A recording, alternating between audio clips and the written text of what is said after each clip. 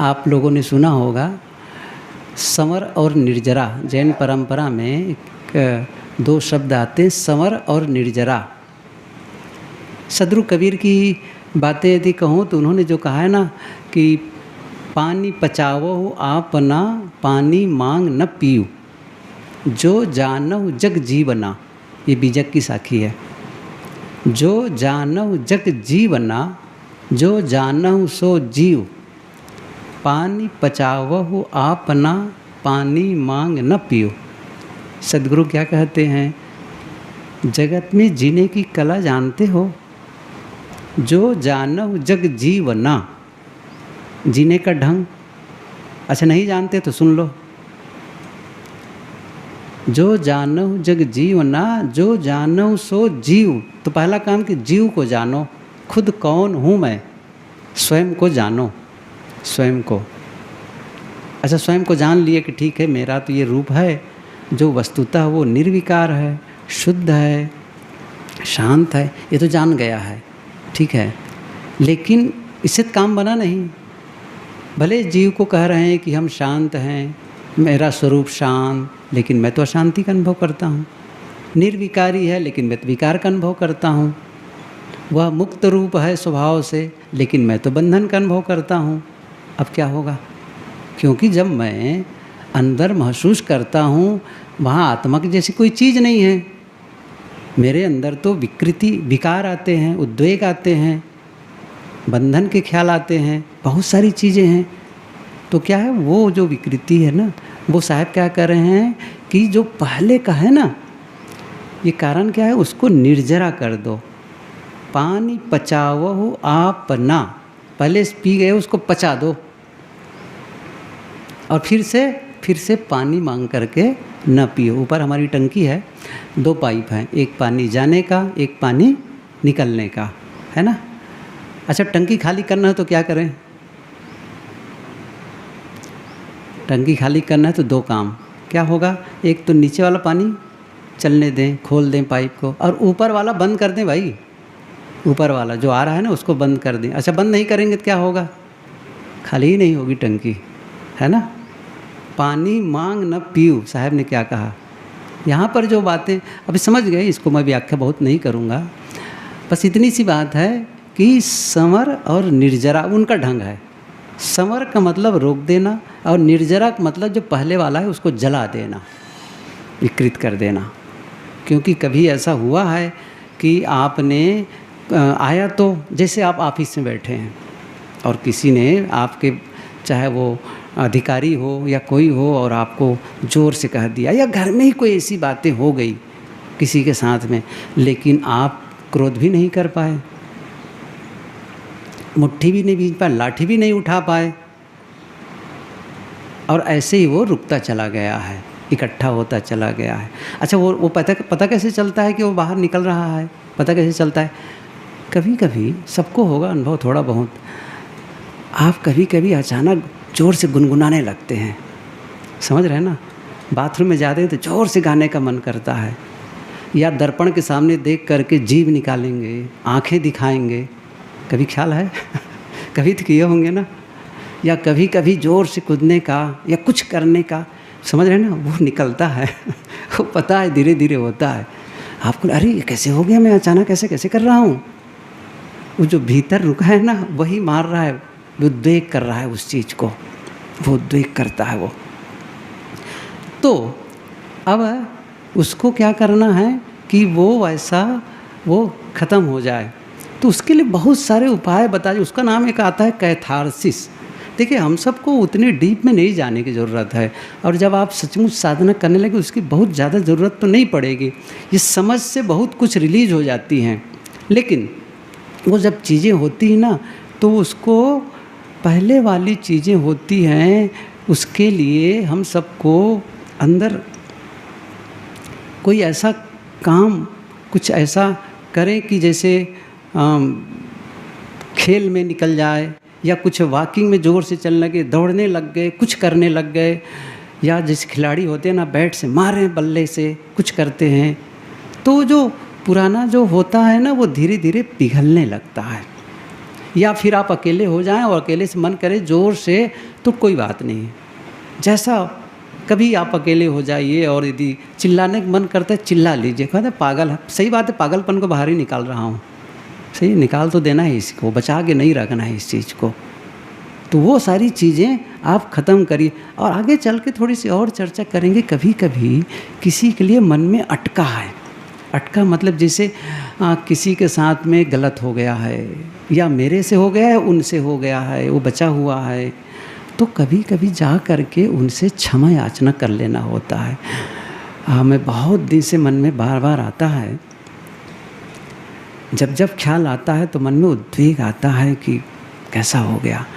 तो मैं आपसे क्षमा चाहता हूँ, मेरे से गलती हो गई है और ये गलती मुझे नहीं करनी चाहिए थी, अब भविष्य में ध्यान रखूँगा। आप ऐसा करके देखिए तो आपको कैसा लगेगा। बहुत बड़ा बोझ उतर गया, समझ रहे हैं ना, बहुत बड़ा बोझ उतर गया आपके भीतर से।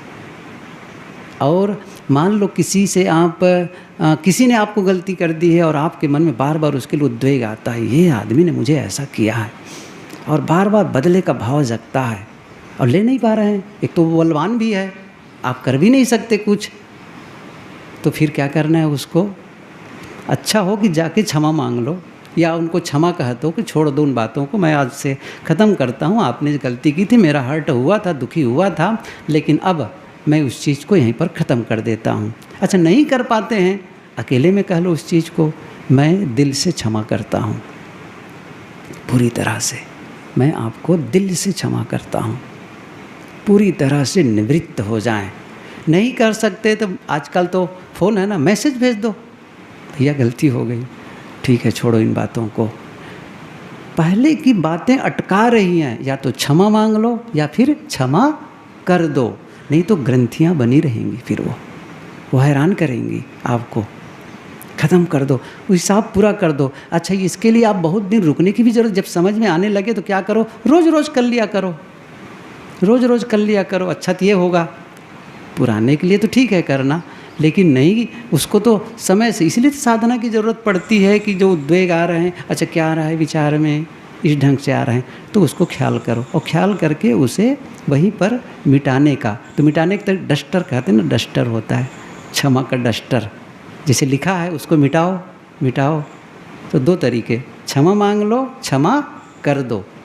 यही सब तो बातें गांठी का क्या बनी हुई है, सब चीज़ें हैं, अटकी हुई है।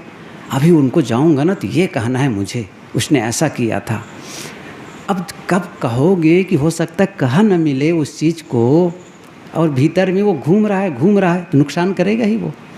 क्यों ख़त्म नहीं कर देते हैं उस चीज़ को, ख़त्म कर दो उस चीज़ को। नहीं बस, क्योंकि वो बोझा, देखिए कुछ पाकर ही शक्तिवान नहीं होते हैं, छोड़ के भी होते हैं। जब छोड़ते हैं ना तब ताकत बढ़ जाती है। एक नीति कथा, बहुत पुरानी वो कहानी है कि एक आदमी जा रहा था बड़ा विचित्र ढंग से, वो उसके सिर पर एक कद्दू होता है ना, कुम्हड़ा जिसे कहते हैं, वो सिर पर बड़ा विचित्र ढंग से रखा था। कंधे पर ईंटों का गट्ठर रखा था, पीठ पर भी पत्थर लादा हुआ था, और उसका जो पैर था ना, जिसमें जैसे खरपतवार होते हैं, घास लंबी लंबी घासें होती है, वो इसे लपेटा हुआ था बिल्कुल जैसे। तो उसको चलने में कठिनाई, वजन के नाते झुक के चल रहा था, और सिर पे भी बोझ, कंधे पर भी, पीठ पर भी पैर लपेटा हुआ चल रहा था। एक लड़के ने देखा और कहा कि ए महाशय जी, अरे ये पैर में क्या लपेटे चल रहे हो? अच्छा हाँ बात तो सही है, क्या लपेटा हूँ? निकाला चाकू और सब घास को काट दिया। अब थोड़ा ठीक चलने लगा। फिर एक ने और कहा कि आगे, अरे सिर पर क्या रखे हुए हो, बेकार बेढंगा कुम्हड़ा कद्दू का है। अच्छा उसको हटा दिया, अच्छा थोड़ा ठीक हुआ। फिर कंधे के बारे में किसी ने कहा कि क्यों बोझ ले चल, अच्छा हाँ इस वक्त ख्याल ही नहीं किया था, मैं बस लिए जा रहा था, उसको पटका, फिर थोड़ा और सीधा चला, फिर पीठ वाला हटाया और सीधा चला। अब वो सीधा भी चलने लगा, तेज भी चलने लगा। क्या करना था उसको? अनावश्यक बोझ को हटाना था, अनावश्यक बोझ को हटाना था। आप किसी बड़ी जहाज़ में जा रहे हों, बड़ी जहाज़ में, और बहुत सारा कीमती सामान लादे हों आप, सही है ना, लादे हों, और छेद हो जाए या कोई कारण हो और डूबने की बात आ जाए, तो भाई अब क्या करोगे? फेंको, अतिरिक्त सामान फेंको, नहीं तो डूब जाओगे। तो क्या करोगे अब? अपने को फेंकोगे कि आपके जो कीमती सामान है उसको फेंकोगे? बताओ, फेंकोगे ना? सब फेंकते चले जाओगे, फेंकते चले जाओगे। हल्का हल्का होना है, बोझ मत लादो। साहब ने कहा है कि थोड़ा लाद बहुत मत लादे, टूट जाई गर्दनियाँ, भूले मन समुझ के लाद लदनियाँ। बहुत बोझा लादते हैं, हल्का हो जाओ। ये जो पुरानी चीज़ें हटा दो। मैं कहा था रोज़ रोज़ कर लो। रोज़ रोज़ करने का मतलब ये हुआ, ये कुछ बातें ऐसी हैं जो आप यहाँ के तो नहीं, लेकिन जहीं भी जाएंगे प्रयोग कर सकते हैं और शायद काम के लगे ये, इसलिए ख्याल आता है, बता देता हूँ। जब भी आप बिस्तर पर जाएं रात में, तो क्या करना है, सुबह से शाम तक की गतिविधियों का आप एनालिसिस करिए, विश्लेषण करिए, ऑब्जर्वेशन कह सकते हैं आप, निरीक्षण, सिंहावलोकन कहते हैं, आत्मनिरीक्षण। आत्मनिरीक्षण कैसे करेंगे? यही तो है तरीका ना। क्या क्या हुआ सुबह से देखो, नींद खुलने के बाद कैसी कैसी घटनाएं घटी, किनसे वार्ता हुई, क्या हुआ, क्या किया, क्या खाया, क्या कहाँ काम में गया, अच्छा वहाँ पर कुछ गलतियाँ हुई थी, क्या हुआ था, कुछ हो गया था, ख्याल आ रहा है, हाँ उसको बोल रहा था तो बोलने का मेरा, अब चूँकि उस समय बेहोशी की अवस्था थी, अब होश में है, अब हम क्या करने जा रहे हैं, सफाई करने जा रहे हैं, होश में है। अच्छा ये नहीं ऐसा बोलना चाहिए था, मेरा जो बोलने में तीव्रता थी, बड़ा एक प्रकार से उद्वेगित होकर बोला था, ये ठीक नहीं है। तो इस समय क्या करो, अब जो चोट पहुंचा दी हो ना, वहाँ मलहम लगा दो। अब मलहम लगा दो, रात में मलहम लगा दो। कैसे मलहम लगाना? वही मैं ना समझी, बस उद्वेग में बोला था, मुझे क्षमा करें, आपको कष्ट पहुंचाया, दुख हुआ, मुझे क्षमा कर दें, ऐसी गलती मैं भविष्य में नहीं करूँगा। थोड़ा सा मलहम लग गया, हल्का हो गए। अब ये पता है आपको अगले पिछले दिन क्या हुआ था, सही है ना? आप ऐसा करते हैं बीच बीच में, अभी आदत सी बनती चली जाएगी। तो वहाँ पर जब गलती की संभावना जगेगी, वहीं होश आ जाएगा, फिर वहीं होश आ जाएगा और कहेंगे नहीं, बस शांत रहना है, धीरे बोलना है। या भाई बताया जैसे, तो रोज़ रोज़ जिससे भी हो गई हो, रोज़ सफ़ कर दो, उनसे कह दो ठीक है आपसे हो गई है, आपका ढंग था और मैं बेकार उसको अपने मन में चिपका लिया था, छोड़ो, जाने दो, लेट गो, जाने दो, ख़त्म कर दो वहीं पर। कैरी फॉरवर्ड मत करो, अगले दिन के लिए बचा के मत रखो, अगले दिन के लिए यहीं पर रोज़ रोज़ रोज़ हिसाब पूरा, रोज़ हिसाब पूरा। अब ये ख्याल ही नहीं रहता है, मैं सच बताऊं ना, हम लोग, मैं कहा था ना, इसीलिए बेहोशी में जीते हैं। कभी मन ही नहीं होता कि जीवन को कुछ संवारना है, जीवन को कुछ तराशना है, जीवन हमारे व्यक्तित्व में कुछ खुरदुरे अंश हैं भी, क्योंकि हम तो दूसरों को देखते हैं ना, ये आदमी ऐसा करता है, वो आदमी वैसा करता है। एक काम करो, प्रगति करना है ना जीवन, एक ही काम करो, दूसरों का निर्णायक मत बनो, बस दूसरों का निर्णायक मत बनो कि कैसा है वैसा है। साधक का काम है खुद का निर्णय लेना। बहुत समय तक हम दूसरों का विश्लेषण करते रहते हैं, निर्णय लेते रहते हैं, ये आदमी ऐसा है वैसा है, उसको ऐसा नहीं करना चाहिए, उसको वैसा नहीं करना चाहिए था। फिर पूछो, अच्छा मुझे कैसे करना चाहिए था, मेरा क्या दायित्व था, मुझे नहीं रहना चाहिए शांत, मुझे चुप नहीं रहना। वो अवसर है, एक प्रकार से मैं बताऊं आप चीज़ को, वो अवसर है। आपके भीतर जो धैर्य है, आपके भीतर जो विनम्रता है, आपके भीतर शालीनता है, आपके भीतर में जो क्षमा की शक्ति है, कब काम आएगी वो? निकालो उसको, धन्यवाद कहो उनको, मुझे अवसर दिया इस प्रकार से करके। नहीं तो छुपी रह जाती शक्ति, छिपी रह जाती। इसलिए वो अवसर है, जो बाधा है ना वो आपके लिए अवसर बन जाए, वो सीढ़ी बन जाए, वो पत्थर सीढ़ी बन जाए। कब होगा? जब साधना का मन होगा, जीवन बदलने का मन होगा। नहीं तो प्रपंच में हम लोग सफ़ेद कपड़ा पहने ना, ध्यान रखना, सावधान रहने जैसा है हम लोगों से भी।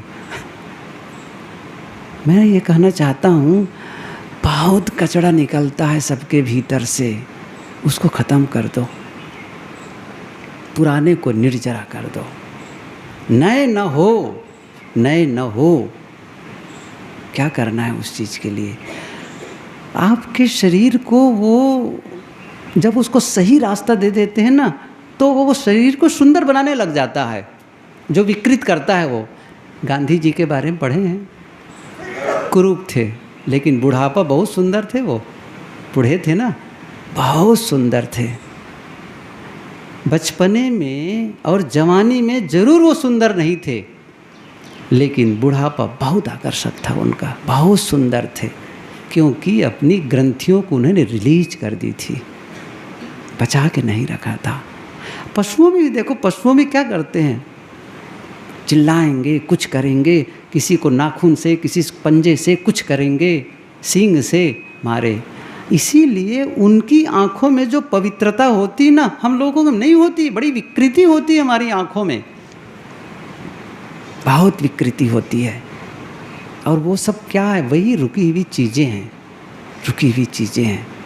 तो उसको क्या करना है? अब जब भी ऐसा लगे कि ये उद्वेग है, जैसे मैंने कहा ना, ऑफिस में बैठे हैं और किसी ने डांटा, अब आप क्या करेंगे? बोल नहीं सकते हैं, तो कैसे उसको ख़त्म कर देना है? ख़त्म करने का है कि आप जैसे बैठे कुर्सी पर या खड़े हैं, तो अपने पैरों को ज़ोर से सिकोड़िए उस चीज़ को, जैसे एकदम से सिकोड़ दिए उस चीज़ को, और सिकोड़ करके फिर क्या करें? धीरे से उसको ढीला कर दीजिए। तो जो उद्वेग बना था भीतर में, ऊर्जा बनी थी ना, वो अब क्या करेगी? उसको जा कर के आपके शरीर को वो सुंदर बना देगी। वैसे हाथ को भी कर सकते हैं, कोई भी, पेट को भी आप ऐसा जोर से सिकोड़ दिए ऐसा, तो अंदर की जो विकृति ना बल्कि पेट की जाएगी। वो जो बन गया था उद्वेग, उसको लेकर वहाँ नहीं निकला, वो बाहर नुकसान नहीं करेगा, वो बाहर जा कर के। तो आप भीतर देखिए, विकृति जैसे बना ना उद्वेग, मैंने कहा था, एक तो सृजनात्मक और दूसरा क्या है? विध्वंसात्मक। शक्ति का सृजन करना यही स्वर्ग है, सही उपयोग करना, और उसका विनाश करना यही नरक है। कहीं अलग स्वर्ग नरक नहीं है। आप सही करते, और जो ट्रांसफार्म करते हैं ना, बहुत जल्दी होता है। जो अंगुलीमाल का नाम सुने होंगे, अंगुलीमाल का, बुद्ध के शरण में आए, वो लोगों को मारते थे, वो करते थे। फिर जब वो भिक्षु बन गए तो भिक्षाटन में गए तो सब लोग देखते थे, ये मेरे पिता को मारा, इसने ये किया है, पत्थर से मारते, वो करते, ये करते, लेकिन वो शांत, उनके मन में भी उसके लिए कोई प्रतिक्रिया नहीं। बुद्ध ने कहा, बस तुम्हारा काम हो गया। फिर किसी ने पूछा बुद्ध से, इतना पापी, इतना साधक उच्च कैसे हो सकता है? उसने कहा, प्रश्न पापी का और पुण्यात्मा का नहीं है, प्रश्न है शक्ति के परिवर्तन का। वही शक्ति जो विनाश कर रही थी, अब वो बदल गई है, अब बदल गई। वही रत्नाकर के बारे में, लोगों को मारना, लूटना, बदल गई काव्य के रूप में, काव्य के रूप में। ऐसी साधना की बात होती है। मैंने कहा था ना, काम, क्रोध, लोभ, गुरुदेव जी ने लिखा कि काम का चिंतन, उसको कहाँ बदलना है? राग, आकर्षण, दूसरे के प्रति, किसी की सुंदरता, किसी के शब्द को सुन करके, किसी के कुछ क्रियाकलाप को देख करके, और ख़ास करके विजाति घट, युवक, युवती, नारी, नर एक दूसरे के प्रति आकर्षित हैं, राग है। अब वहाँ से मन को हटा करके किसके प्रति करना है? साधना के प्रति, भक्ति, इसी को कहते हैं, को जो काम को बदलकर भक्ति में बदल दें उस चीज़ को वहाँ। और पूर्ण ब्रह्मचर्य का पालन तो वही संभव है जब आदमी अपनी साधना में मन को लगा दे, आत्मा में लगा दे, भगवान में, कहीं भी आप मान लो उस चीज़ को, जब वहाँ शक्ति रिलीज हो रही है ना, तो हमारी जो शक्ति है वो गलत जगह नहीं। इसलिए साहब ने कहा अर्ध छोड़ ऊर्ध मन तारो तारी, धद्धा अर्ध माँ ही अंधियारी। आप पढ़ लेना, मैं व्याख्या नहीं करूँगा इस समय। आधे में जो कमर के नीचे अंधियारी है, अंधियारी है, और ऊपर में ऊर्ध, ऊपर बनाओ, उदात्तीकरण, ऊर्ध्वरेता बनना है। अब बार बार आकर्षण, बार बार उसका ख्याल आ रहा है, क्योंकि मन में वही नीचे फ्लो हो रहा है, नीचे की ओर। अब उसे उठाना है ऊंचाई में, क्या जीवन को उच्च दशा की ओर ले जाना है। कैसे होगा? आत्मचिंतन, आत्म स्थिति के लिए, साधना के लिए मन लग जाए। वो वही शक्ति है जो गलत सोच करके अपना नुकसान पहुंचा रही थी, उस शक्ति को हमने उठा दी, उस शक्ति को ऊपर कर दी, मार्ग बदल गया। ऐसी लोभ है, वस्तुओं के प्रति लोभ जग रहा है, ज्ञान और अधिक ज्ञान और अधिक ज्ञान, लोभ ही तो है ना। नहीं, मुझे और लेना, और सीखना है, और सीखना है। युवा चित्त का मतलब है आप सीखने के लिए बेताब है, और सीखूं, और जानूं, और जानूं। और बूढ़ा चित्त का मतलब है सीखने का जहाँ अंत है, और युवा चित्त का मतलब है जहाँ सीखने का अंत ही नहीं है, आप भी सीखना चाहते, और जानना, और जानना, और जानना। लोभ है वस्तुओं के लिए नहीं, ज्ञान के लिए। मुझे ज्ञान चाहिए, मुझे सीखना है। शक्ति वही है, आपको बदलना है। वही शक्ति जो दुर्गंध दे रही सुगंध में, जैसे इसको इस ढंग से समझे, खाद, खाद है, दुर्गंधी है खाद में, और आपने खेत में लाके खाद फैला दी, और वहाँ आपने फूल का बीज डाल दिया। अब क्या हुआ? वही जो खाद है ना, अब वो पौधे के रूप में विकसित हुआ, पौधे के रूप में हरी पत्तियाँ, डालियाँ बढ़िया हो गई। और वही दुर्गंधी जो खाद की थी, अब वही पौधे की नस नाड़ियों से हो करके ऊपर जा कर के सुंदर सा फूल खिल गया। अब क्या हो गया? सुगंधी, दुर्गंधी से सुगंधी। जितने विकृति विकार है ना, वो दुर्गंधी है, अच्छे नहीं लगते हैं, बदबू आती है उससे है। चाहे वो काम हो, क्रोध हो, लोभ हो, द्वेष हो, नफरत हो, घृणा हो, सब व्यर्थ की चीज़ें हैं। उसे आगे ले जाओ, सृजन में लगा दो उस शक्ति का, रचनात्मक सृजन में लगा दो, तो ये क्या होगा? बदलाव कर दिए अब आप। तो धीरे धीरे धीरे धीरे ये हमारे भीतर की जो ग्रंथियाँ हैं ना, वो ख़त्म होती चली जाएगी। थोड़ी सी आगे की बहुत सामान्य सी चर्चा होती है, जिसके लिए ये शरीर की ग्रंथि खत्म हो तो थोड़ा और ध्यान देना पड़ेगा। खान पान में भी थोड़ा ध्यान दो, भोजन भी सही हो, सम्यक आहार, सम्यक व्यायाम। सम्यक माने उचित, जिसको गीता में बात है नहीं कि आहार युक्ताहार विहारस्य युक्त चेष्टस्य, ये युक्ताहार विहारस्य, सब जगह वही बात है। तो क्या हो? भोजन वही सही है जो हमें उत्तेजना न दे, भोजन वही सही है जो हमें आलस्य न दे, स्फूर्ति दे। भोजन वही सही है जो हमें मादकता न दे, खाने के बाद में मादकता, नशा, वो सही नहीं है। उत्तेजना वो सही नहीं है। आलस्य दे, खाने के बाद में बहुत आलस, क्या बताएं। एक आदमी था, काम हो रहा था गांव में, सब आए थे काम करने के लिए, श्रमदान हो रहा था, मंदिर बन रहा था, गांव का मुखिया खड़ा था, एक आदमी आकर खड़े खड़े देख रहा था। अरे तुम भी करो सहयोग। क्या करूं, भूख लगी है, और भूख में कैसे कर सकता हूं? अच्छा, मुखिया ले गया भोजन कराने के लिए घर में, भोजन कर लिया, आकर के फिर खड़ा देख रहा है। फिर कहा अरे आप तो काम करो, खा लिए। क्या करूं, कितना ज़्यादा खा लिए कि अब करने का मन नहीं कर रहा है। खाली पेट है, करने का नहीं हो रहा था, ज़्यादा खा लिया, करने का मन नहीं कर रहा है। सही है ना? ध्यान करो, कैसे ध्यान करूं? अच्छा, खा लिए ज़्यादा, पता नहीं, हो ही नहीं रहा, बैठे नहीं मिल रहा है। नहीं, आलस्य से रहित स्फूर्ति दे, स्फूर्ति आए शरीर में, खाओ और स्फूर्ति, एनर्जी लेवल पर्याप्त हो। क्या बताएं, उठ ही नहीं पा रहे हैं। और मैंने कहा ना, बहुत सारे किसान इसलिए करते हैं, लकड़ी काटती है, बहुत सारी चली गई, हल चला रहे हैं, चल रहे हैं, खेल रहे हैं खिलाड़ी, सब रिलीज होती चली जाती हैं। हम बस क्या है, कुछ नहीं करते हैं। कुछ नहीं। ये माताएं बढ़िया हैं, कई बार भड़बड़ा देती हैं, भड़बड़ा, ठीक है जो कुछ है, इसीलिए हार्ट अटैक कम होता है। अच्छा ज़्यादा बहुत रो गई, रो करके बहुत रिलीज कर देते आँखों से, आंसू से, ख़त्म, झंझट ख़त्म। हम लोग पुरुष को रोना नहीं चाहिए। अब देखो किसने कहा है भाई, रो लो ना ज़रूरत पड़े तो, नहीं रोना है। मर्द कहीं रोता है क्या? इकट्ठा करो करो, कहा जाएगा हार्ट ब्लॉकेज हो गया है। सही है ना, हार्ट अटैक आ गया है। क्यों हो गया है? यही सब है विकृति। तो वो रो दिए रिलीज हो गई, कह दिए रिलीज हो गई। इसलिए शरीर शुद्ध करो, सही भोजन, गलत भोजन नहीं। और मैं आशा करता हूँ कि कम से कम भोजन का ध्यान रखना पड़ेगा हम सबको। बहुत, इसीलिए कहा जाता ना, बहुत तेल मसाला मिर्च। गुरुदेव जी सुने, कई बार प्रवचन सुने होंगे, नहीं तो सुन लेना, कई जगह बोले हैं। अन्न पानी योग, अन्न पानी योग। चावल किससे पकाते हैं? पानी से। दाल किससे पकाते हैं? पानी से। आटा कैसे करते हैं? पानी मिलाते तो है ना, पानी से। और सब्जी पूछो ही मत, सब्जी पानी से नहीं पकना है, तेल से पकता है, सही ना, तेल से पकती है। और जब तक कि सब्जी ऐंठ करके कोयला ना हो जाना, तब तक तो सब्जी मज़ा ही नहीं है। आजकल तो तेल में छान के निकालते हैं। मैंने कहा क्या बताएं, पानी से नहीं बना सकते हैं, और खा लिए हैं।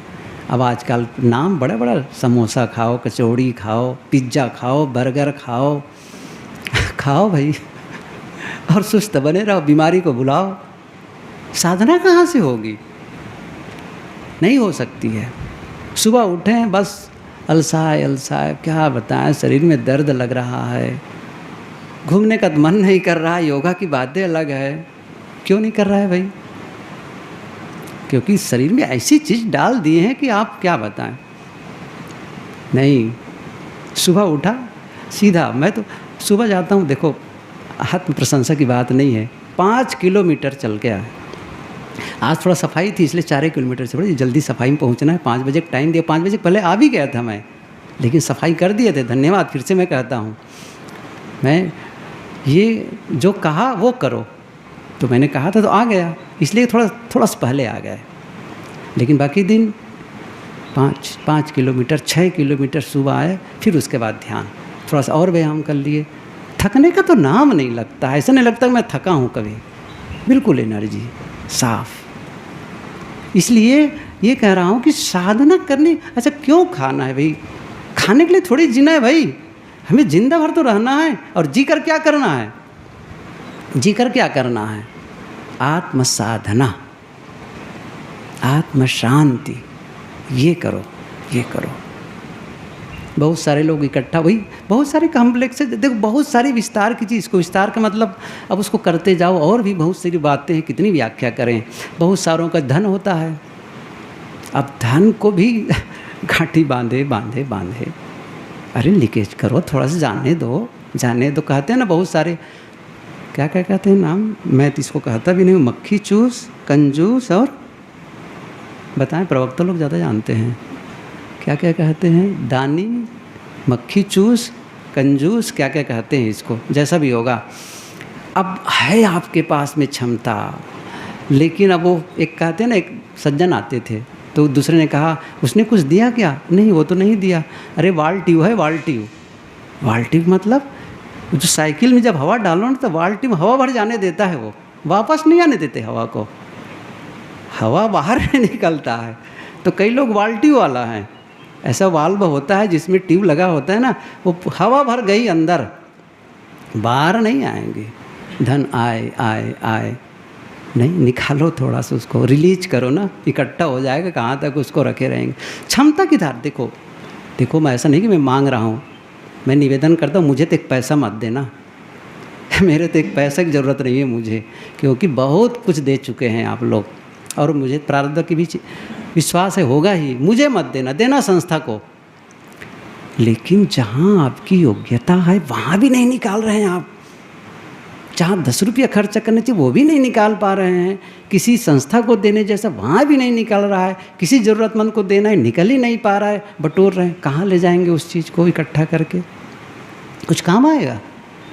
अब वो ग्रंथि बनेगी, बार बार दिमाग में वही फंसा रह जाएगा। इसलिए आप अपनी क्षमता के अनुसार उसे आप ख़त्म करते चले जाइए, देते चले जाइए। कहाँ जाएगा वो? कितना इकट्ठा करके रखेंगे? इसलिए उसको वो भी जाए, काम में लगाओ तो ही ठीक रहेगा। तो ये कुछ बातें थी जो मैंने कही। शरीर शुद्धि के लिए ख्याल रखो, मेरा शरीर शुद्ध हो, भोजन के माध्यम से भी, व्यायाम के माध्यम से भी, और जो ग्रंथियां हैं उसे विकार, जो भाव, वेग, उद्वेग जो बनता है, वह उद्वेग मेरा नुकसान न करे, उसका मैं सृजन करूँगा, उस शक्ति का मैं सही उपयोग करूँगा, तो हमारा शरीर सही होगा, साधना के योग्य बन पाएगा। आज की बात इतनी। कल हम चर्चा करेंगे विचार शुद्धि। अब शरीर की शुद्धि, फिर विचार शुद्धि, और एक साथ ले लूँगा जल्दी भाव शुद्धि, दोनों एक साथ जल्दी कर लेंगे जितना समय मिलेगा। तो विचार शुद्धि करेंगे, विचार से कैसे शुद्धि करना, कैसे विचार शुद्ध हो जाते हैं, उसको करेंगे। आज इतना ही। अब ध्यान का समय हो चुका है। ध्यान बैठे तो हैं, ध्यान करो। किसका ध्यान करो? किसी का ध्यान न करो, किसी का न करो, सही है ना?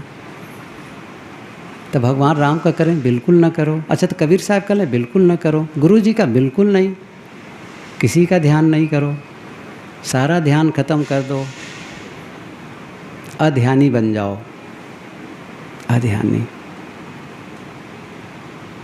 और जैसे हैं वैसे रह जाएं, शांत अपने आप में।